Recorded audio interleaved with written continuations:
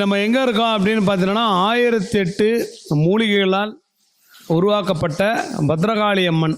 ஐயா வணக்கம் ஐயா, உங்கள் பேர் என்ன ஐயா? என் நேம் சதீஷ். சதீஷ் ஐயா, நீங்கள் இப்போ இந்த மாதிரி ஒரு சிலையை உருவாக்கணுன்றது யாரோடைய எண்ணம்? நம்ம ஆண்டாருக்கு இப்போ முருகருடைய சித்தம் தான். அவர் தான் என்னுடைய கனவுல ஒரு 6 நாள் ரொம்ப டிஸ்டர்பு. ஆக்சுவலாக நான் ஒரு college professor, Sridevi arts and science காலேஜ்ன்ற ஒரு ப்ரைவேட் காலேஜில் மேக்ஸ் ப்ரொஃபஸராக 15 வருஷமாக ஒர்க் பண்ணுறேன். இப்போயும் ஒர்க் பண்ணிட்டு தான் இருக்கிறேன். நம்ம ஒரு ஸ்போர்ட்ஸ் ஷாப் வச்சுருக்கிறோம். அதில் ஆன்மீகத்தில் ஒரு ஈடுபாடு வந்ததுக்கு வந்து கடவுளோட அனுகிரகம் தான். ஐயப்பன் எனக்கு ரொம்ப பிடிக்கும்.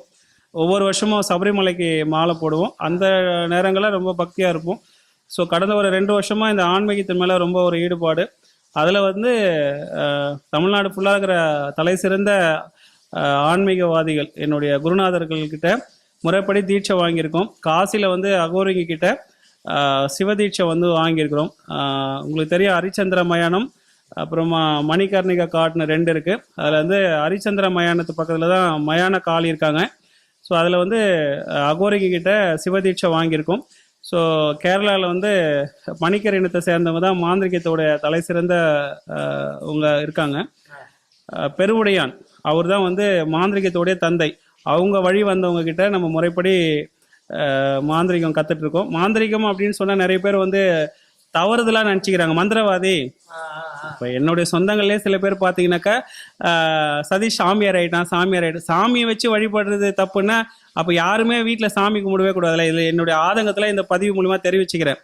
வீட்டில் எல்லா பெண்களும் வெள்ளிக்கிழமை செவ்வாய்க்கிழமை வந்து சாமிக்கு எல்லா பூஜை சாமான்லாம் கழுவி விளக்கேற்றுறாங்க, சாமி கும்பிடுறாங்க. அப்போ அவங்க மாந்திரிகவாதியா, மந்திரவாதியா? அப்படிலாம் ஒன்றும் இல்லையே. இப்போ இங்கே பார்த்தீங்கன்னா இது வரைக்கும் நம்ம இந்த அம்பாள் வச்சு இவங்க வந்து நவபாஷானம் 1008 மூலிகையினால் செய்யப்பட்ட விக்கிரகம். இவங்களை முறைப்படி நம்ம என்ன வேண்டுதல் வைக்கிறோமோ கட்டாயமாக 48 நாள் அந்த விஷயத்தை வந்து செஞ்சு கொடுப்பா. இது வரைக்கும் ஒரு 31 குடும்பங்களை கணவன் மனைவி நல்லா வாழ்ந்துட்டு இருப்பாங்க. ஏதோ ஒரு கருத்து வேறுபாடு இல்லை அம்மா சொல்கிற பேச்சு கேட்டு அந்த பொண்ணோ அந்த மாதிரி இருக்கிற விஷயங்கள்ல பிரிஞ்சவங்களை இது வரைக்கும் இந்த 4 மாதத்தில் 31 குடும்பங்களை சேர்த்து வச்சிருக்கிறோம். இது வந்து மிகப்பெரிய ஒரு சந்தோஷம். ஸோ இது வந்து ஆன்மீகத்தினால பண்ண முடியுது. கடவுள் ஐயா, இப்போ இது இந்த விஷயங்கள்லாம் யாரால சாத்தியம்? இறைவனாலேயா இல்லை உங்களாலேயா இல்லை நீங்கள் கற்றுக்கொண்ட வித்தையாலையா? என்னங்க அப்படி கேட்குறீங்க? நான்லாம் ஒன்றுமே இல்லைங்க. இப்போ நான் அப்படின்றதே ஆணவத்தினோட ஒரு வெளிப்பாடு தான். நீ இங்கே இது எல்லாமே வந்து பார்த்தீங்கன்னா நம்மலாம் சாதாரண மனிதர்கள். ஸோ எல்லாமே கடவுள் மட்டும்தான். ஸோ இப்போ நிறைய பேருக்கு எதிர்ப்பாக சொல்லுவாங்க கடவுள்லாம் கிடையாது அப்படின்னா. கடவுள் இருக்கு. இப்போ யார் ஒருத்தர் வந்து கடவுள் இருக்காருன்னு நினைக்கிறாங்களோ அவங்களுக்கு வந்து கட்டாயமாக வந்து கெட்ட சக்தியும் இருக்குது. கடவுளே இல்லைன்றவங்கக்கிட்ட நம்ம போய் இதை வந்து எக்ஸ்பிளைன் பண்ண முடியாது. ஆனால் ஆன்மீகத்தை பொறுத்த வரைக்கும் கடவுள் வந்து இருப்பது உண்மை. ஸோ கெட்ட சக்திகள் இருப்பதும் உண்மை. இதில் எந்த ஒரு மாற்று கருத்துமே கிடையாது. பகல்னு ஒன்று இருந்தால் இரவு கட்டாயமாக இருக்குது. அந்த இரவு இல்லைன்னா பகலுக்கு வந்து வேலையே கிடையாது. இது உங்களுக்கு நல்லா புரிஞ்சிருக்கும்னு நினைக்கிறேன். ஸோ சில பேர் வந்து பார்த்தீங்கன்னா கண் திஷ்டியால் என்னென்ன விஷயங்கள் கண் திஷ்டியால் பாதிக்கப்படுவாங்க? பொதுவாக கண் திஷ்டியால் பாதிக்கப்படுறதுன்னு பார்த்தீங்கன்னா, இப்போ நார்மலாக இப்போ நான் வந்து பைக்கில் தான் போயிட்டே இருக்கேன். நான் என்னோட உழைப்பின் காரணமாக ஒரு லோன் போட்டு ஒரு கார் எடுத்திருப்பேன். ஸோ இப்போ இது வந்து பக்கத்து வீட்டுக்காரனும் நானும் ஒரே கிளாஸ் தான் படிச்சிருப்போம். ஒரு எக்ஸாம்பிளுக்காக சொல்கிறேன், யாரையும் மீன் பண்ணி சொல்லலை.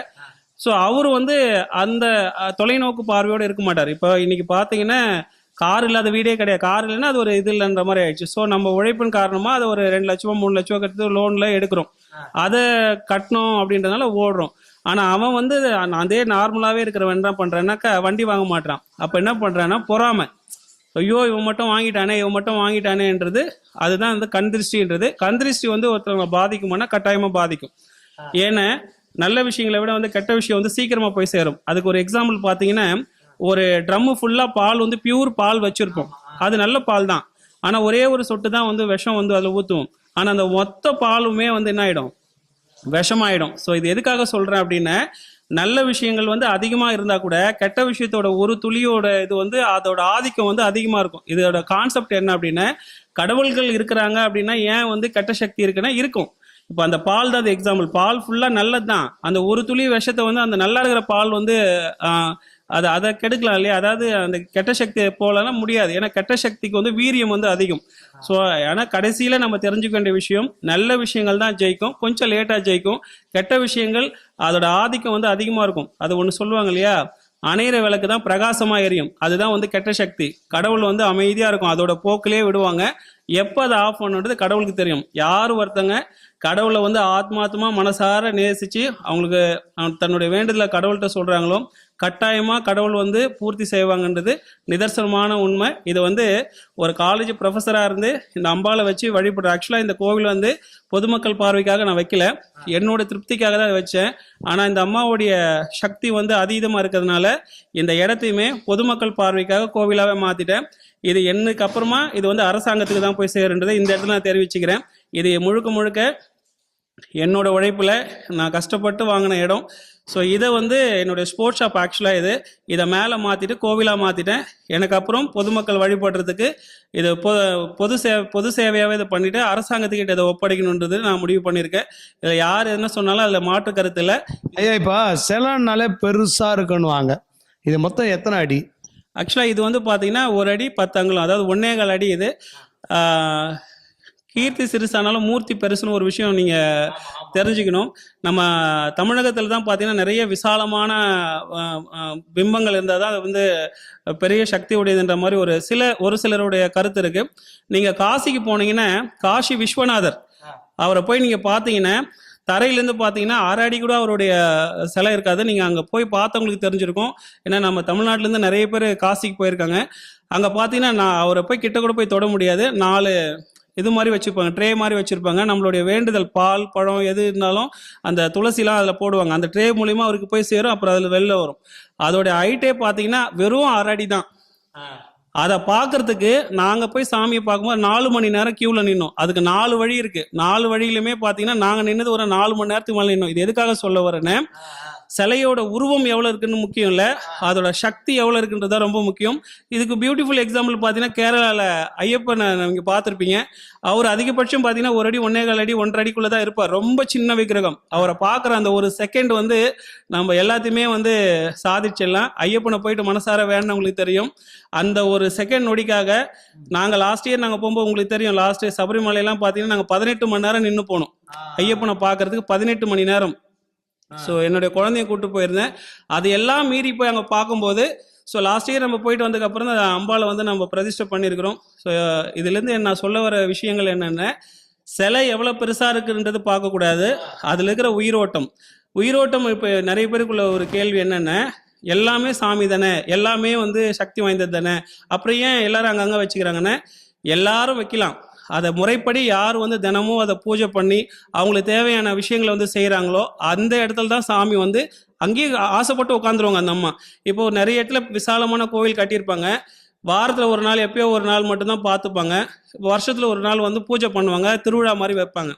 ஆனால் தினம் அந்த சாமிக்குமே நெய்வேத்தியம் வைக்கணும், அவங்களுக்கு பூஜை முறைகள் பண்ணணும், அவங்கள வந்து தாலாட்டு பாடணும், அவங்கள தூங்க வச்சுட்டு தான் வீட்டுக்கு போகணும். இன்னும் இவ்வளோ விஷயங்கள் இருக்குது. இதை முறைப்படி யார் செய்கிறாங்களோ அந்த இடத்துல அவ நிரந்தரமாக தங்கிடுவா.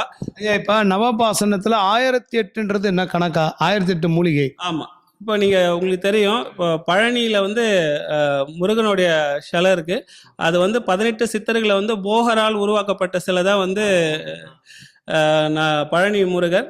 ஸோ இது பார்த்தீங்கன்னா அதில் நிறைய மூலிகைகள் வந்து நம்ம போகர் வந்து ரொம்ப டைம் எடுத்து ஏன்னா அதில் தண்ணி ஊற்றினா கூட உருக்கிடக்கூடாது, அவ்வளோ விஷயங்களும் பார்த்து பண்ணது தான் அது. அந்த 1008 மூலிகைகளால் செய்யப்பட்ட விக்கிரகம். இதில் பார்த்தீங்கன்னா எதுவுமே கலப்படமே இருக்காது. அந்த அம்மா சூளத்தில் இருக்கிற அந்த கம்பி கூட பார்த்தீங்கன்னா செம்புனால் ஆனது தான். உங்களுக்கு தெரியும், செம்பில் வந்து ரொம்ப உயிரோட்டமாக இருக்குது. அவ்வளோ பெரிய கோபுரம் தான், பல கோடி ரூபாய் கட்டி செலவு பண்ண கோபுரத்துக்கு மேலே வைக்கிற கலசம் வந்து பார்த்தீங்கன்னா காப்பர் தான். ஏன்னா அதில் தான் தெய்வ சக்தி வந்து ஆகாரம் பண்ணி வச்சுருப்பாங்க. ஸோ உங்களுக்கு கும்பாபிஷேகம் அப்போ பார்த்துருப்பீங்க, அந்த கலசத்துக்கு மேலே தான், அந்த கலசத்துக்குள்ளே அந்த நவதானியங்க அந்த எல்லாமே போட்டு வச்சுருப்பாங்க. ஸோ அதனால் இந்த 1008 மூலிகைனால் செய்கிறதோட விக்கிரகத்து மேலே படுற காற்று நம்ம மேலே படும்போது அதுக்கு வந்து நல்ல உயிரோட்டம் இருக்கும். நிறைய பேரோட நோய்களை தீர்க்கக்கூடிய சக்தி வந்து அந்த மூலிகைகளுக்கு இருக்கிறதுனால நவபாஷாணத்தில் பண்ண இந்த விக்கிரகம் வந்து ரொம்ப ஸ்பெஷலானது. ஐயா இப்போ நவபாசானத்தால் செஞ்ச உருவம் வந்து சில பேர் தான் வச்சுருப்பாங்களா, சில பேர் வச்சுருக்க மாட்டாங்களா? சில பேர் தான் வைக்கணுன்றது முறை இல்லை.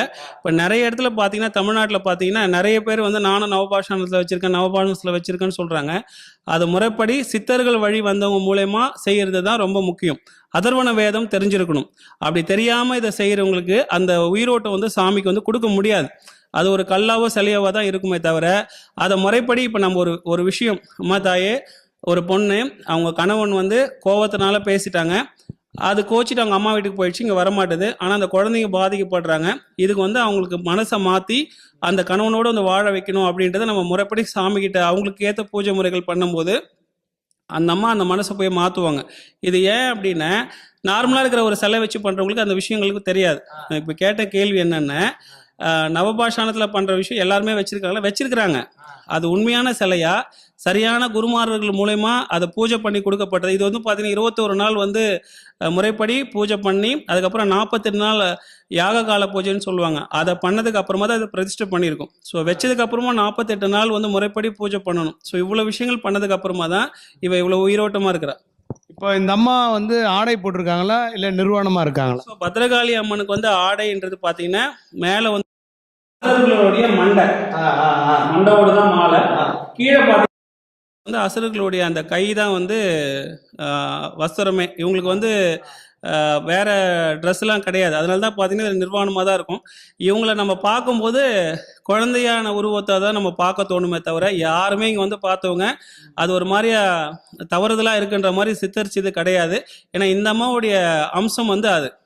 இப்போ நம்ம பேசுகிறத இந்த அம்மா கேட்டுட்டு இருப்பாங்களா? அவள் எங்கே இருந்தாலும் இப்போ நம்ம இங்கே பேசுறதில்ல. நீங்கள் வீட்டுக்கு போனதுக்கப்புறம் அன்றைக்கி ஒரு எக்ஸாம்பிள், லாஸ்ட் டைம் நீங்கள் இங்கே வந்தீங்க. ஸோ அரிபரியாக அன்றைக்கி வேகமாக இன்னொருத்தங்க கூட வந்தனால டைம் இல்லைன்னு போயிட்டீங்க. ஆனால் நீங்கள் திரும்பி வருவங்களான்றது உங்களுக்கும் தெரியாது, எனக்கும் தெரியாது. ஆனால் இன்றைக்கி அவள் வர வச்சிருக்கிறா. அவள் உங்ககிட்ட பேசலை, ஆனால் நீங்கள் வந்துட்டீங்க. உங்கள் உள் மனசில் நீங்கள் 18,000 கோவில்களுக்கு வந்து போய் பேட்டி எடுத்திருக்கேன்னு சொன்னீங்க. இன்றைக்கி நீங்கள் இங்கே வந்திருக்கீங்க அப்படின்னு சொல்கிறதே வந்து அவள் உங்கள் மனசுக்கிட்ட பேசுறதுனால தான் இங்கே வந்திருக்கீங்க. இதை விட எக்ஸாம்பிள் வேறு எதுவுமே கிடையாது. இதை நாங்கள் முதல் வீடியோ எடுத்து போடும்போது ஒரு அம்மா வந்து வெளிநாட்டில் இருந்து பார்த்துட்டு இந்த கோயிலுக்காக ஏதாவது ஒன்று பண்ணணும்னாங்க. அவங்க சார்பாக வந்து லைட்டு வாங்கி கொடுக்கறதுக்காக நாங்கள் இன்றைக்கி வந்திருக்கோம். ஐயா, இப்போது இந்த தெய்வம் கண்ணீர் விட்டு கதறணுமா, இல்லை சிரிச்சுக்கிட்டே கேட்கணுமா, இல்லை நிர்வாணமாக உட்காந்து கேட்கணுமா? ஐயா, நிர்வாணம்ன்றது அந்த அதர்வண வேதத்தில் நம்ம எல்லாரும் செய்யணும்னு அவசியம் இல்லையா? இப்போ அதர்வண வேதங்கள் வந்து நிறைய சாஸ்திர முறைகள் இருக்குது. அதன்படி நம்ம அந்த அம்மனை வந்து வேண்டது, அது அதர்வணம் படித்தவங்களுக்கு மட்டும்தான் அந்த விஷயங்கள் இருக்கும். அது நம்ம அவ்வளோ இன்டெப்த்தாக போக வேணாம். நீங்கள் கேட்ட முக்கியமான கேள்வி வந்து என்னென்னா, அம்மன்கிட்ட சாமிக்கிட்ட நம்ம வேண்டும் போது மனம் விட்டு அழுது கேட்கணுமா, சிரிச்சுட்டே கேட்கணுமா, இல்லை நார்மலாக கேட்கணுமா? மனசார ஆத்மாத்மா உட்காந்து இவ்வளோ படையல் போட்டு தான் அவங்களுக்கு கேட்கணும்னு அவசியமே இல்லை. ஒரே ஒரு கற்பூரம், இல்லை ஒரு ஊதுவத்தி மனசார, இல்லை ஒரு மல்லிப்பூ, ஒரு சின்ன ஒரு ரோஜா இதழ் அந்த அம்மா பாதத்தில் வச்சுட்டு மனசார, என்னுடைய கஷ்டம் என்னன்னு உனக்கு தெரியும், என்னை நீங்கள் பார்த்துக்கோங்கம்மா அப்படின்னு சொல்லிட்டு மனசார ஒரு 2 நிமிஷம் அவங்க கண்ணை பார்த்து பேசணும். மனசார உள்ளே உட்காந்துட்டு அவங்கள கண்ணில் நினச்சி, அந்த அவங்களுடைய கண்ணு மட்டும் தான் நம்மளுக்கு மனசில் தெரியணும். அப்படி நினச்சி வேண்டும் போது கட்டாயமாக அவங்களுடைய சக்திக்கு போய் சேரும். இப்போ நிறைய பேர் என்ன நினைக்கிறாங்கன்னா, இது இந்த இடத்துல நான் பதிவு பண்ண விரும்புகிறேன். நிறைய பேர் நிறைய கோயிலுக்கு போகிறாங்க. இப்போ ஜோசியர்கிட்ட போகிறாங்க. நீங்கள் வந்து இப்போ ஒரு எக்ஸாம்பிள் சொல்கிறேன், சிறுவாபுரி கோயிலுக்கு போயிட்டு வாங்க, ஒரு 6 வாரம் போயிட்டு வாங்க நடக்கும்ன்றாங்க. அவங்களும் வந்து எவ்வளோ தூரத்தில் வந்துட்டு போகிறாங்க. 6 வாரம் கழித்து வந்து பார்த்தீங்கன்னா அது நடக்கலைன்ற பட்சத்தில் வேற கோயிலுக்கு போகிறாங்க. அந்த மாதிரி வந்து இருக்கக்கூடாது. ஏன் அப்படின்னா இது தப்பு. இப்போ எப்படி சொல்கிறதுன்னா, நம்ம மக்கள்கிட்ட இருக்கிற ஒரு தவறான ஒரு விஷயம், இப்போ சின்ன குழந்தை இருக்குது, அந்த குழந்தை வந்து சுடு தண்ணியில் போயிட்டு கை வைக்க போகுது, நம்ம அந்த குழந்தைய போகணுமா வேணானுமா அதட்டுவோம், திட்டுவோம். அந்த குழந்தைக்கு ஆனால் அது பிடிக்காது. ஆனாலும் அந்த குழந்தைங்க வந்து அப்பா அம்மா வெறுக்கிறது கிடையாது. அதே தான் கடவுளுக்கு வந்து யாருக்கு எப்போ எந்த விஷயம் செய்யணும்னு அவங்களுக்கு தெரியும். டைம் எடுப்பாங்க, எப்போ செய்யணுமோ அது கட்டாயமாக கொடுப்பாங்க. ஆனால் நம்ம மக்கள் வந்து எப்படின்னா, 3 வாரம் போயிட்டு வேலை முடியல, அப்போ அந்த சாமிக்கு சக்தி கிடையாது, அடுத்த கோயிலுக்கு போகலான்னு போகிறாங்க. அங்கே இல்லைன்னா இன்னொரு கோயிலுக்கு போகிறாங்க. இது வந்து தவறான ஒரு விஷயம். யார் இதில் என்ன நான் சொல்ல வர விஷயங்கள் என்ன ஐயா, இப்போ மக்களே என்ன நினைக்கிறாங்கன்னா, பேசாத தெய்வத்தை நம்புவதை விட பேசும் மனிதர்களை, அதான் அருள்வாக்கு சொல்கிறவங்க, மாந்திரியம் பண்ணுறவங்க, சாமியாருங்க, இவங்கக்கிட்ட அவங்க என்ன காசு கேட்குறாங்களோ அதை கொடுத்துட்றாங்க. அதான் இது வந்து ஒரு தவறான ஒரு விஷயம். மந்திரவாதிங்கிட்ட காசு கொடுக்குறன்றதை விட கடவுளை வந்து மனசார நம்புங்க. அதே நேரத்தில் ஆன்மீகவாதிகள் பொய்யா அப்படின்னா 100% கிடையாது. இந்த மை மாந்திரிகம்ன்றது 100% வந்து உண்மைதான். ஏன் அப்படின்னு சொல்றேன்னு, இப்போ இந்த 4 மாசத்துல ஒரு 31 குடும்பங்களை நம்ம சேர்த்து வச்சிருக்கோன்றது அந்த மாந்திரிகம் அதர்வண வேதம் மூலமா இந்த மை சாதன பொருட்கள் இதெல்லாம் வச்சு சாமி கிட்ட சொல்லும் போது தான் போய் ஏன்னா மூலிகைக்கு அவ்வளோ சக்தி இருக்கு. மூலிகைனால செய்ய முடியாத விஷயங்களே இல்லை. உங்களுக்கு தெரியும், கொல்லிமலையெல்லாம் நீங்கள் போனீங்கன்னா தெரியும், மதிமயக்கின்னு ஒரு செடி இருக்கு. அந்த செடியை நீங்கள் போட்டிங்கன்னா 5 நிமிஷத்துக்கு வந்து அவங்களுக்கு என்ன நடக்குதுன்னே தெரியாது. இப்போ நிறைய ஆன்மீகவாதிகள் வந்து ஒரு சிலர் ஏமாத்ததுக்கு காரணம் தான். அந்த அம்மாவோட நகையெல்லாம் கழட்டி கொடுத்துருவாங்க, அவங்களுக்கு என்ன நடக்குதுன்னே தெரியாது. கொஞ்ச நேரம் கழிச்சு தான் அவங்களுக்கு என்ன தப்பு பண்ணாங்கன்ற விஷயமே தெரியும். ஸோ இது எதுக்காக சொல்கிறேன்னா, போலியான மாந்திரிகவாதிகிட்ட வந்து பணத்தை விரயம் பண்ணி ஏமாறுவதை விட கடவுளை நம்பி கடவுளுக்கு என்ன விஷயங்கள் செய்யணுமோ அதை வந்து அவங்க மனசார செஞ்சுட்டு, சரி இது நம்மளுக்கு எப்படிலாம் கொஞ்சம் சாத்தியப்படும் அப்படின்னா, முடியாதவங்களுக்கு அன்னதானம் பண்ணுங்க. இந்த வாயில்லாத ஜீவன்களுக்கு வந்து அதுங்களுக்கு என்ன ஆகாரம் பண்ண முடியுமோ அதை கொடுத்துட்டு, ஏன்னா நீங்கள் கொடுத்துட்டு கடவுள்கிட்ட வேணும்னு அவசியம் இல்லை. கடவுள் வந்து எல்லா இடத்துலையும் இருக்காங்க. நீங்கள் செய்கிற எல்லாத்தையுமே பார்த்துட்டு தான் இருக்காங்க. நம்ம செய்கிற தர்மம் நம்மளை தலை காக்கும்ன்றது எந்த மாற்று கருத்துமே இல்லை. ஸோ ஆன்மீகவாதிகிட்ட போகலாமா அப்படின்ற ஒரு கேள்வி கேட்டீங்க. கட்டாயமாக போகலாம். யார் உண்மையானவங்க அப்படின்றத நல்லா தெரிஞ்சுட்டு போகணும். இப்போ யூடியூப்பை எடுத்தோன்னா ஐயா, இப்போ யார் நல்லவங்கன்றது எல்லாருமே நல்லவங்க தான் சொல்கிறாங்க. கான்டாக்ட் சர்டிஃபிகேட்டோடு யாரும் பேசுறது இல்லைல்ல. கட்டாயமா நல்ல கேள்வி நீங்கள் கேட்டிருக்கிறீங்க. அதுதான் இப்போ நம்ம யூடியூப்ல பார்த்துட்டு அந்த இடத்துக்கு போய் பர்டிகுலரான ஒரு இடத்துல போகிறதுன்றது ஒரு தவறான ஒரு இது. ஏன்னா அவங்க பேசுகிறவங்க எல்லாருமே ஒரு எப்படி சொல்கிறதுன்னா, இப்போ ஒரு ஜவுளி கடை இருக்குது. அந்த ஜவுளி கடை 100 ஜவுளி கடையோட விளம்பரம் பார்த்தோன்னா ஜவுளி கடை நல்லா இருக்கு, அவங்க தான் பெஸ்ட்டுன்னு அவங்கவுங்க பேசுவாங்க. ஸோ நம்ம அவங்கக்கிட்ட போன உடனே அவங்களுடைய விஷயங்கள் அவங்க எப்படி நம்மளை அப்ரோச் பண்ணுறாங்க, முக்கியமாக நல்ல ஒரு ஆன்மீகவாதி, அதாவது இந்த மாந்திரிகம் பண்ணுறாங்க அதர்வண வேதத்தில் கற்றுக்கிட்டு அப்படின்னா, முதல்ல அவங்க காசை பற்றி பேச மாட்டாங்க. என்னுடைய அனுபவத்தில் நான் சொல்கிறேன். அதாவது நம்ம பொதுமக்களுக்கு இந்த இடத்துல இதை நல்லா கொஞ்சம் புரிஞ்சுக்கிட்டா நல்லா இருக்கும்னு நினைக்கிறேன். நீங்கள் அவங்கள போய் பாருங்கள், வேண்டான்னு சொல்ல, அது நானாக இருந்தாலும் சரி யாராக இருந்தாலும் அவங்கள போய் நீங்கள் பாருங்கள். அவங்க மற்றவங்கள உடனே உங்களுக்கு அப்பாயின்மெண்ட் கொடுக்க மாட்டாங்க. ஒரு 10 பேர் 5 பேர்கிட்ட அவங்க பேசுகிற அப்ரோச் பண்ணுறதும், என்னென்ன விஷயங்கள் பேசுகிறாங்க, ஆத்மார்த்தமா உங்களுடைய கஷ்டங்களை வந்து அவங்க உள் வாங்கிக்கிறாங்களா, இது வந்தவொடனே இது 35,000 ரூபா ஆகும், இது 40,000 ரூபா ஆகும், இது காசு கட்டிடுங்க நான் பார்த்துறேன்னு யார் ஒருத்தர் சொல்கிறாங்களோ அந்த இடத்துல நீங்கள் விலகி இருக்கிறது ரொம்ப நல்லது. யார் ஒருத்தரும் பணத்தை மட்டும், ஏன்னா பணம் இல்லாமல் இதை பண்ண முடியாது. ஏன்னா சாதாரண ஒரு சின்ன மை அரைக்கணுன்னு இன்னைக்கு 1 கிராம் கோரோஜனெல்லாம் பார்த்தீங்கன்னா அவ்வளோ ரேட்டு விற்கிது, 1 கிராமே. ஸோ இவ்வளோ விஷயங்கள் வந்து செலவுகள் அதில் இருக்குதான். ஆனால் அதில் அந்த மாந்திரிகவாதி வந்து முதல்ல உங்கள் கஷ்டத்தை அவங்க கஷ்டமாக உள்ளே ஏற்றுக்கிறாங்களான்றதை நீங்கள் யோசிக்கணும். ஸோ அப்படி ஆனால் பேசுகிறவங்க ஆரம்பத்தில் அப்படி தான் பேசுவாங்க. ஒரு 2-3 நீங்கள் டைம் எடுங்களேன். ஃபர்ஸ்ட் வாட்டி போங்க, இந்த விஷயத்த சொல்லுங்கள், இவ்வளோ ஆகணுவாங்க. 2வது வாட்டி போங்க, 3வது வாட்டி போங்க, 4வது வாட்டி உங்ககிட்ட அதே மனநிலையில் பேசுகிறாங்கன்னு அவங்கள நம்பி நீங்கள் வேலையை கொடுங்க. ஸோ ஃபஸ்ட் ஏற்றுமா பணத்தை விரயம் பண்ணிவிட்டு அவங்க சரியில்லை இவங்க சரியில்லைன்னு சொல்கிறது பொதுமக்களான உங்களுடைய தப்பு தான். ஏன்னா இப்போ நிறைய பேர் என்ன நினைக்கிறாங்கன்னா, இப்போ போகிறோம், சாமி என்ன சாமி நீங்கள் இத்தனை நாள் சொன்னீங்க, இத்தனை நாளில் நடக்கலை, இப்போ அடுத்து என்ன பண்ணால் அவர் வந்து கொஞ்சம் சமாளிப்பார். இதை பண்ணுங்க இதை பண்ணுங்க அப்படி பண்ணிட்டீங்க, நீங்கள் பண்ண முறை சரி அது இது சொல்ல இவங்க மேலே மிஸ்டேக் சொல்லுவார். இப்போ பார்த்தீங்கன்னா இந்த கர்மா அப்படின்னு ஒன்று இருக்குது. கர்மான்றதுனாவே நிறைய பேருக்கு தெரியுதில்ல. கர்மான்றது எப்படின்னா, போன ஜென்மத்தில் நமக்கு என்ன விஷயங்கள் பண்ணுமோ அதோடைய பிரதிபலன் தான் கர்மா அப்படின்றது. இப்போ உங்களுக்கு அந்த கதை தெரிஞ்சிருக்கும். அர்ஜுனர் வந்து கிருஷ்ணர்கிட்ட கேட்குறாரு, கர்மானா என்ன? ஒருத்தர் வந்து எதுவுமே வேலையே செய்ய மாட்டான், சோம்பேறியாகவே இருக்கிறான், ஆனால் அவனுக்கு லைஃப் நல்லா இருக்கு. இன்னொருத்தர் வந்து பார்த்தீங்கன்னா கடவுளே கதின்னு இருக்காரு, அவருக்கு நிறைய கஷ்டங்கள் வந்துட்டே இருக்கு, இது எப்படி தெரிஞ்சுக்கிறது அப்படின்ற மாதிரி கேட்குறாரு. அப்போ அதுக்கு அவர் சொல்றாரு, ஒருத்தர் வந்து வந்துட்டே இருக்காரு, காலில் அந்த ஒரு மாதிரி கம்பி குத்திட்டு உயிர் போகாத கண்டிஷனில் அவர் தப்பிச்சுக்கிறார் பெரிய காயங்களோட. அவர் வந்து சாமியே கதின்னு இருக்கிறவர். இன்னொருத்தர் பார்த்தீங்கன்னா எப்போ பார்த்தாலும் குடிச்சிட்டு இருப்பார், கணவன் மனைவி வந்து ஒழுங்காக இல்லாமல் அவர் பாட்டுக்கு ஏனோ தானான்னு இருப்பார், அவருக்கு எந்த ஒரு நோய் நொடியே இல்லாமல் நல்லா இருக்காரு. இது என்ன, இது இது யார் செஞ்ச தப்புன்னு கேட்கும்போது இந்த கர்மா அப்படின்றது நிறைய பேருக்கே தெரியல. எல்லாரும் ஆன்மீகவாதிகள் நீங்கள் யாரை வேணா கேளுங்களேன், கர்மானா என்ன, கர்மான்றதுக்கான டெஃபினிஷன் என்ன அப்படின்னா அதான் விஷயம். அவர் கிருஷ்ணர் வந்து அழகாக உபதேசம் பண்ணுறார். இந்த சாமியே கதின்னு அவருக்கு பூஜை பண்ணிகிட்டே இருக்கார் இல்லையா, அவருக்கு ஏற்படக்கூடிய துன்பங்களுக்கு காரணம் போன ஜென்மத்தில் அவர் என்ன விஷயங்கள் பண்ணாரோ அதோட பிரதிபலன் தான் இந்த ஜென்மத்தில் அனுபவிக்கணுன்றது விதி. ஸோ போன ஜென்மத்தில் அவர் நிறைய பாவங்கள் பண்ணியிருக்கார், ஆனால் இந்த ஜென்மத்தில் சாமிக்கு வந்து பூஜை பண்ணுற முறைகள் இருக்குது. ரைட், சரி, சாமிக்கு பூஜை தானே பண்ணிட்டு இருக்கான், அவனுக்கு ஏன் வந்து இந்த மாதிரி கஷ்டம்? அவரு அந்த ஒரு விபத்துனால உயிர் இழந்து இருக்கணும். அவருக்கு கடவுளுக்காக பூஜை பண்ணிட்டு கடவுளையே கெதின்னு இருக்கிறதுனால காலில் மட்டும் அடிபட்டிருக்குது. இதுக்கு ஒரு விஷயம் சொல்லுவாங்க, தலைக்கு வந்தது தலைப்பாகையோட போச்சுன்னு ஒரு விஷயம் சொல்லுவாங்க. அவரு செத்துருக்கணும் ஆக்சுவலா அந்த விஷயத்தினால. சாவாம காலில் மட்டும் அடிபட்டுறது காரணம் சாமியே கதி நினைச்சு பண்ணிட்டு இருக்காரு இல்லையா, அதுதான். சரி, இன்னொருத்தர் எதுவுமே பண்றது கிடையாது, குடிச்சிட்டு சுத்திட்டு இருக்காரு, பொண்டாடிக்கிட்ட சண்டை போறாரு, சரியாவே இல்லை. அவருக்கு என்ன அப்படின்னா, போன ஜென்மத்துல அவரு துறவியா இருந்திருக்காரு. அதாவது தியானத்துல கடவுளே தன்னுக்குள்ள வச்சிருந்தவர். ஸோ இந்த ஜென்மத்தில் இப்படி இருக்காரு. சரி, அந்த ஒரு முற்பனல் அவர் என்ன பண்ணியிருக்காரு, கடவுள் தான் எல்லான்னு சொல்லிட்டு இருந்தவர். ஸோ அவருக்கு வந்து இந்த ஜென்மத்தில் அவருக்கு எந்த கெடுதலும் வரல அப்படின்றது தான் இது மூலிமா நம்ம தெரிஞ்சுக்க வேண்டிய விஷயம்.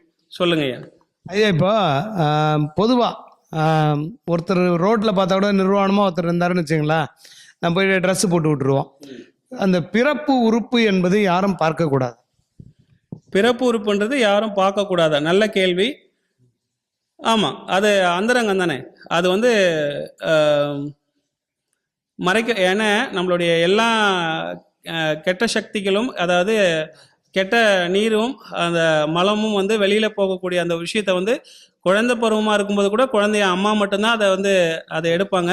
கடைசி காலத்தில் குழந்தைங்க அதை எடுக்கணும். இன்னைக்கு சமுதாயத்தில் நிறைய அப்பா அம்மா வந்து யாருமே அது மாதிரி ஒழுங்காக கேர் எடுத்து பார்த்துக்கிறது இல்லை. முதியோர் இல்லத்தில் வந்து சேர்த்துடுறாங்க. அது இந்த இடத்துல பதிவு பண்ணணும்னு நினைக்கிறேன். நான் இந்த ஆன்மீகத்தில் வந்து நான் ஒரு காலேஜ் ப்ரொஃபஸராக சமூக சேவைக்கு நிறைய செஞ்சிட்ருக்கேன். என்னுடைய ஆசை ஒரு முதியோர் இல்லம் வச்சு இந்த மாதிரி வயசானவங்க குழந்தைங்களால் கைவிடப்பட்டவங்களை இலவசமாக பார்த்துக்கணுன்றது தான் என்னுடைய லைஃப் டைம் கோலாகவே இருக்குது. எனக்கு வேறு எந்த எண்ணங்களும் இல்லை. என்னுடைய லட்சியமே அதுதான். இப்போ ஒருத்தர் வந்து உடல் ரீதியாக தவறுகள் செய்து விட்டால் அதற்கு தண்டனை உண்டா?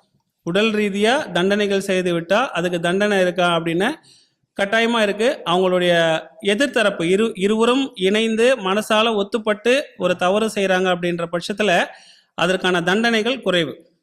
ஸோ இன்னொருத்தங்க ஏமாற்றி ஒருத்தரை காயப்படுத்தி இருக்கிற விஷயங்கள் வந்து கட்டாயமாக தண்டனைக்குரியது தான். அதுக்கான தண்டனை கட்டாயமாக அவங்க வாழும்போதே அவங்க அனுபவிப்பாங்கன்றது மறுக்க முடியாத உண்மை.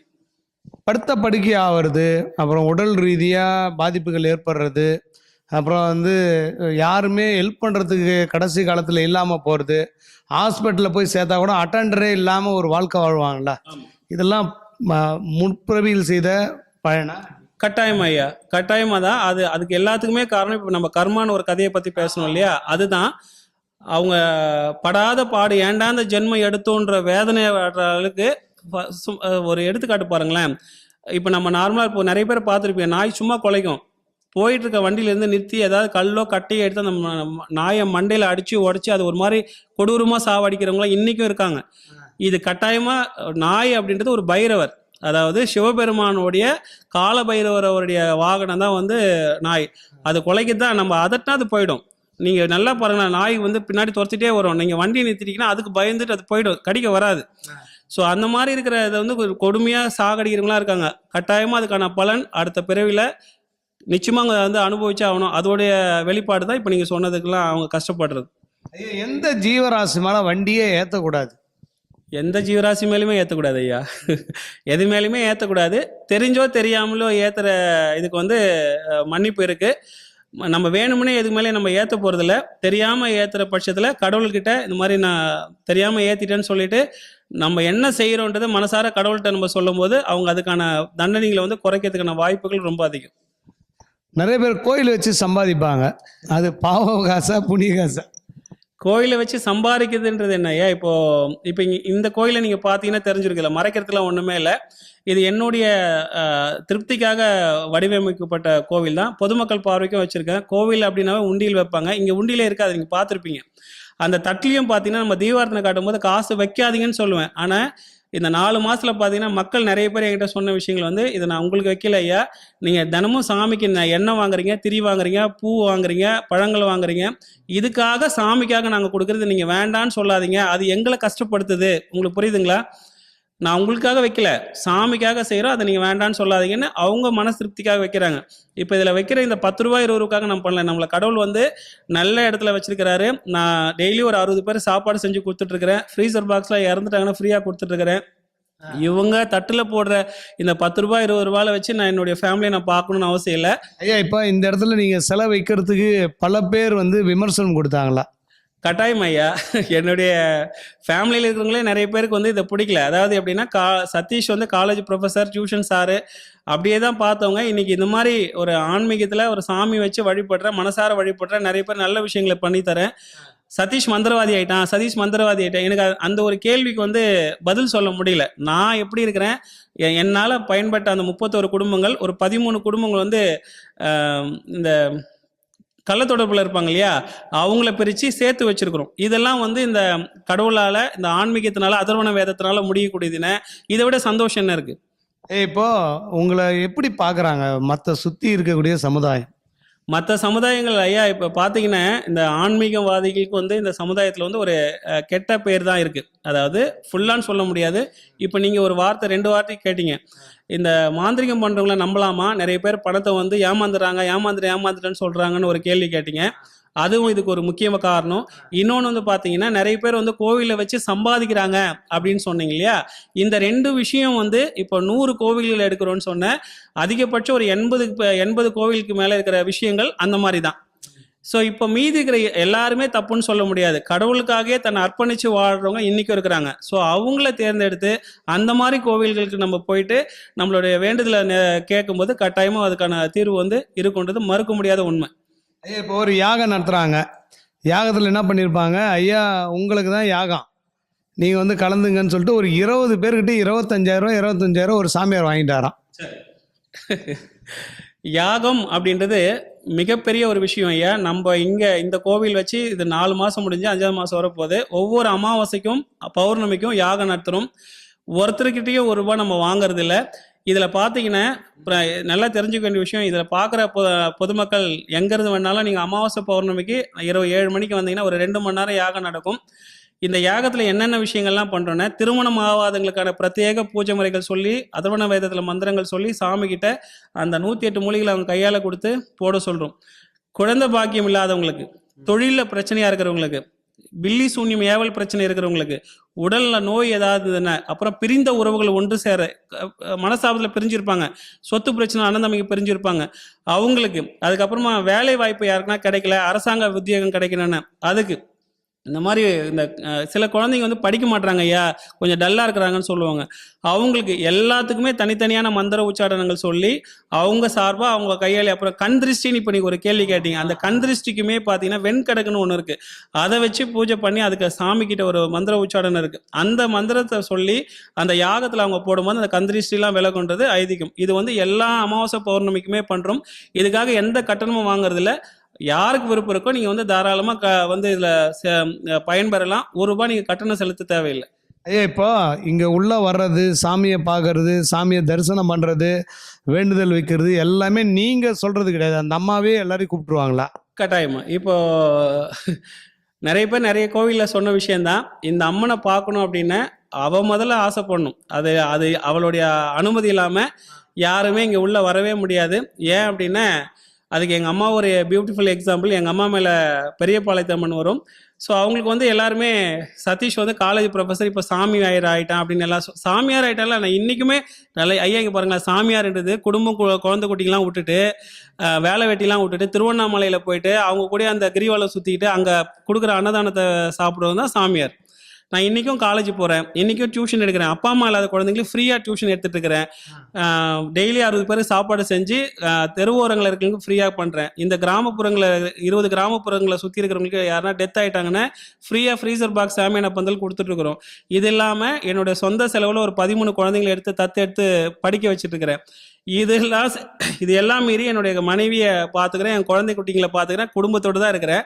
இது எக்ஸ்ட்ரா வந்து கடவுளை வந்து வழிபடுறேன். ஐயா இப்போ சில நேரத்தில் மனசு புண்படுற மாதிரி பைத்தியக்காரன் சொல்கிறதெல்லாம் உண்டா? இல்லை, அந்த இது வந்து நான் இது வரைக்கும் என் காதில் வாங்கலை. இல்லை பழைக்க தெரியாதவன்னு ஆமாம், அந்த பேர் வந்து வந்திருக்கு. ஏன்னா இப்போ ஐயா நம்ம ஒரு கணவன் மனைவி பிரச்சனை சேர்த்து வைக்கிறோன்னா ₹15,000 வாங்கணும் ஐயா. நான் 31 குடும்பங்களை சேர்த்து வச்சிருக்கேன். அப்போ எவ்வளோ காசு பாருங்க. இது வரைக்கும் யாருக்கிட்டே நான் ₹1 வாங்கினதில்லை. அவங்களா மனசார எதாவது கொடுக்குறாங்கன்னா கூட சாமிக்கு ஏதாவது எண்ணெய் வாங்கிட்டு வந்து கொடுத்துருங்க, பூ வாங்கிட்டு வந்து கொடுத்துங்க, இந்த மாதிரி தான் கேட்பேன். ஏன்னா ஊதுபத்தி இங்கே அதிகமாக செலவாகும். இப்போ கூட நீங்களே பார்த்துருப்பீங்க, பார்த்துட்டு இந்த கோவிலை காமிச்சிருப்பீங்க, லைட் வெளிச்சம் கம்மியாக இருக்குன்றதுனால தான் அவங்க வந்து வாங்கி கொடுத்துருக்காங்க. இந்த இடத்துல அந்த ஆஸ்திரேலியாவிலேருந்து வாங்கி கொடுத்த அந்த அம்மாவுக்கு வந்து என்னுடைய நன்றியை தெரிவிச்சுக்கிறேன். அவங்களும் ஏதோ ஒரு விஷயத்தை கேட்டிருக்காங்கன்னே கட்டாயமாக இந்த அம்மாவை வச்சு அந்த வேலையை வந்து நான் முடிச்சு கொடுக்குறேன். இது என்னுடைய ப்ராமிஸ். ஏன்னா அந்த அம்மா மேலே இருக்கிற அதீத நம்பிக்கையில் நான் சொல்கிறேன். ஐயா இங்கே வந்து வேண்டிக்கிட்ட எத்தனை நாட்களில் அந்த அம்மா வந்து வேலையை முடிச்சு கொடுப்பாங்க? அதிகபட்சம் ஐயா அவங்களுடைய கிரகநிலைகளை பொறுத்து ஐயா 48 நாளில் அவங்களுக்கு என்ன விஷயங்கள் இருக்குன்றதை கட்டாயமாக அவங்களுக்கு யார் மூலியமாவதோ அல்லது கனவுலையோ அவங்களுக்கு வந்து அந்த அம்மா வந்து அதை காட்டி கொடுப்பாங்க. இப்போ இது பார்த்தீங்கன்னா இத்தனை நாட்களில் தான் இது முடிஞ்சிடும்ன்றது எதையுமே குறிப்பிட்டு சொல்ல முடியாது. அவங்க செஞ்ச கர்ம வினைகள் வந்து நிறைய அதிகமாக இருந்ததுன்னா அது 6 மாதம் 1 வருஷமும் ஆகலாம். ஐயா நல்லா பார்த்துக்கோங்க. இப்போ என்கிட்ட 10 கோடி ரூபாய் கடவுள் எனக்கு இவன் என்னையே பூஜை பண்ணிட்டு இருக்கான், 10 கோடி ரூபாய் கொடுத்துட்ட, இதை வச்சு நான் சந்தோஷமா வாழணும்னா வாழ மாட்டோமான்னு அவளுக்கு தெரியும். யாருக்கு எப்போ என்ன படி அளக்கணும்னு கடவுளுக்கு தெரியும். அதனால அவங்க கொடுக்கறத நம்ம தடுக்க முடியாது, அவங்க தடுக்கிறத நம்மளால அது பிடுங்கி வாங்கவும் முடியாது. இதை யார் ஒருத்தர் புரிஞ்சுக்கிறாங்களோ அவங்க வாழ்க்கை நல்லா இருக்கும். ஐயா இது இந்த இடத்துல நான் ஒரே ஒரு விஷயத்தை மட்டும் பதிவு பண்ண விரும்புகிறேன். ஒரு மனுஷன் நம்மளுக்கு நல்ல ஒரு ஆரோக்கியமான ஒரு வாழ்க்கையை கொடுத்துருக்காருன்றது நம்ம எங்கே தெரிஞ்சுக்கலாம் அப்படின்னா, எல்லா வேலைகளும் முடிச்சுட்டு நம்ம போய் வீட்டில் படுக்கும்போது படுத்த ஒரு அரை மணி நேரத்தில் எந்த யோசனையும் இல்லாமல் யார் ஒருத்தர் நிம்மதியாக தூங்குறாங்களோ அவங்க தான் வந்து கடவுள் கொடுத்த மிகப்பெரிய வரப்பிரசாதமான உண்மையா. ஸோ ஐயா இப்போ எனக்கு ஒரு அம்மா வந்தாங்க, பேசினாங்க. அவங்க வந்து மேலதிகாரியுடைய டார்ச்சரு. வீட்டுக்கு போனால் பையன் வந்து மென்டல் மாதிரியே இருக்கானா, நல்லா படிச்சிருந்த பையன் திடீர்னு மென்டல் மாதிரி அவனா கத்துறானா, இந்த அம்மாவே கெட்ட வார்த்தையில் பேசுகிறானா, என்ன காரணம்? அவங்களுக்கு வந்து சோழி பிரசனம்னு ஒன்று இருக்கு ஐயா, இல்லை வெற்றிலை பிரசனம்னு இருக்குது. இது ரெண்டில் போட்டு பார்க்கும்போது அவங்களுக்கு ஏதாவது ஏவல பிரச்சனைகள் இருந்தாலும் சரியா, இந்த ஏவல பிரச்சனைன்றது பக்கத்து வீட்டுக்காரன் நம்மளுக்கு பிடிக்காதவங்க தான் செய்யணும்னு அவசியம் இல்லை. இன்னொரு விதமாகவும் இருக்கும். இப்போ இந்த நிறைய பேர் வந்து திருஷ்டி சுற்றி போடுவாங்க, முச்சந்தியில் போடுன்னு சொல்லுவாங்க. அந்த 3 ரோடு பெரிய இடத்துல போட்டு சுற்றி போட்டு முட்டை உடைக்கிறது, பள்ளம் தோண்டி புதைக்கிறது, எலுமிச்சம்பழம் சுற்றி போடுறதெல்லாம் நீங்கள் பார்த்துருப்பீங்க. சில இதெல்லாம் ஆழத்தி கலக்கி வெத்தலையோடு விடுவாங்க. ஐயா அது ரொம்ப பவர்ஃபுல்லான ஒரு விஷயம். அது கெட்ட சக்திகள் எல்லாம் அந்த முச்சந்தியில் வந்து ரொம்ப கூடி நிற்கும். அது வந்து ஒரு மணி நேரத்துக்கு மேலே அந்த இடத்துலயே சுற்றியே இருக்கும். யாருடைய மனநிலை வந்து ரொம்ப பாதிக்கப்பட்டு வீக்னஸாக இருக்கோ அவங்கள வந்து கட்டாயமாக தாக்கும். இப்போ நான் வந்து அவங்களுக்கு பில்லி சூனி ஏவல் வச்சாதான் தாக்குன்றதில்ல, இந்த மாதிரியான விஷயங்களை அவங்க கடந்து வரும்போதும் அவங்களோட டைம் சரியில்லைன்னும் போது அதை ஆட்டி படைக்கும். அதோட பலனாக கூட இது இருக்கலாம். அது என்னன்றது முறைப்படி நம்ம சாமி கிட்ட வச்சு கேட்கும்போது அதுக்கான தீர்வுகள் வந்து சொல்லலாம். ஐயா மேலதிகாரியுடைய டார்ச்சரே இருக்கக்கூடாது அப்படின்னா என்ன பண்ணலாம்? அவங்கள வந்து வாய் கட்டணும். ஐயா வாய் கட்டுறதுக்கு ஒரு மந்திரம் இருக்குது, நான் வேணா இங்கே சொல்கிறேன், நீங்கள் எல்லாருமே இதை ட்ரை பண்ணலாம். ரொம்ப பவர்ஃபுல்லானது. ஐயா உங்களை சந்திக்கும் போது சொல்லிங்க அந்த மந்திரத்தை. ஏன்னா இதையும் யூடியூப்காரங்க எடுத்து இந்த மந்திரத்தை சொன்னால் உங்கள் குடும்பம் ஒன்றாக சேரும் அப்படின்னு போட்டுருவாங்க. அதனால் ஐயாவை நீங்கள் வந்து சந்திங்க. வந்தால் இந்த தெய்வத்துக்கே ஒரு பவர் உண்டு. இந்த தெய்வத்துக்கிட்ட நானே 2வது முறை வர்றேன் அப்படின்னா பார்த்துங்க, அந்தளவுக்கு ஒரு பவர்ஃபுல்லான ஒரு தெய்வம். நம்பர் வாங்கிக்கோங்க, இல்லை அவர்கிட்ட கேட்டாலும் நான் மந்திரத்தை சொல்கிறேன். அது நிறைய அவங்கவுங்க ஒவ்வொரு விஷயத்துக்கும். இப்போ சரஸ்வதி மந்திரம் இருக்கு ஐயா, குழந்தைங்க படிக்காததுக்கு ஒரு சரஸ்வதி மந்திரம் இருக்குது. அந்த மாதிரி ஒவ்வொன்றுத்துக்கும் அந்த மந்திரத்தை குழந்தைங்க சொல்லிட்டு ஒரு 21 முறை சொல்லிட்டு படிக்கும்போது அந்த படிப்பு மேலே இருக்கிற ஆர்வம் அதிகமாகும். இதுக்கெல்லாம் யாரும் இதுக்கெல்லாம் பணம் கட்டிலாம் கேட்டுக்கணும் அவசியமே இல்லை. ஐயா இப்போ இருக்கிற ஜென்ரேஷன் பக்தியே இல்லையே, எல்லாம் செல்லை வச்சுக்கிறாங்க, யூடியூப் பார்த்துக்கின்னு டைம் பாஸ் பண்ணிக்கின்னு. வீட்டில் இருக்கிற சில பெண்கள் கூட வந்து பார்த்தீங்கன்னா ஃபுல்லாக கால் மேலே கால் போட்டுக்கின்னு செல்ஃபோன் பார்த்துக்கினே இருக்காங்க. ஒரு குடும்பமாகவே இல்லாமல் போயிடுச்சுங்க ஐயா நவீன டெக்னாலஜியில். அதான் பக்தி இல்லைன்னு சொல்ல முடியாது. கடவுள் வந்து ஒரே ஒரு விஷயத்த மட்டும் தான் எதிர்பார்க்குறாங்க. இப்போ நிறைய பேர் வந்து கவுச்சி சாப்பிட்டு வந்து சாமி கும்பிடலாமா, அதெல்லாம் தப்பு இல்லையா, அப்படிலாம் ஒன்றுமே இல்லை. மன தூய்மை மட்டுமே யாருக்கு இருக்கோ, யாருக்கு மன தூய்மையோட கடவுளை வழிபடுறாங்களோ அவங்களுக்கு கடவுளோடைய அனுகிரகம் எப்பவுமே இருக்கும். இப்போ நாம் பார்த்தீங்கன்னா நம்ம கோவில் வச்சுருக்கோம், முடியாதவங்க யாரா இருந்துட்டாங்கன்னா ஃப்ரீசர் பாக்ஸ் எதுவுமே கொடுக்கணும். கோவில் வைக்கிறவங்க டெத்துக்கே போகக்கூடாதுன்னு. ஆனால் நான் அதுக்கு விதிவிலக்கு. ஐயா மக்களுக்காக சேவை செய்யறதுக்கு தான் அவன் கடவுளே இருக்கிறாங்க. அப்படி இருக்கும்போது நம்ம அந்த டெத்துக்கு எத்தனை போய் ஃப்ரீசர் பாக்ஸ்லாம் கொடுத்துட்டு வீட்டுக்கு போய் குளிச்சுட்டு வந்து சாமிக்கும் பூஜை பண்ணுவேன். சாமி கடவுள் எதிர்பார்க்குற விஷயங்கள் என்னென்ன, மன தூய்மையோட எவன் ஒருவன் வந்து வழிபடுகிறானோ அவனுக்கு மட்டுமே அனைத்து கடவுளுடைய அனுகிரகமும் இருக்கிறது. இந்த இடத்துல நீங்கள் எல்லாரும் புரிஞ்சுக்கணும். நிறைய பேர் தண்ணி தெளிச்சிட்டு போயிடுறான். நீ நான்வெஜ் சாப்பிட்டேன், பிரியாணி சாப்பிட்டேன், சிக்கன் சாப்பிட்டேன், தண்ணி தெளிச்சிட்டு நேராக உள்ளே போய் சாமி மன்னிச்சுங்க, இன்னைக்கு ஃப்ரைட் ரைஸ் சாப்பிட்டேன், இருந்தாலும் பரவாயில்ல, உங்களை பார்க்காம போகக்கூடாதுன்னு சொல்லிட்டு பார்த்துட்டு போகிறான். அதான் இப்போ நீங்க கேட்ட கேள்விக்கு நான் முன்னாடியே பதில் சொல்லிட்டேன். அவங்க சாப்பிட்டுட்டு போனாங்கன்றது தப்பு இல்லை. இது எந்த கடவுளுமே நான்வெஜ் சாப்பிடக்கூடாது அப்படின்னு சொன்னது கிடையாது.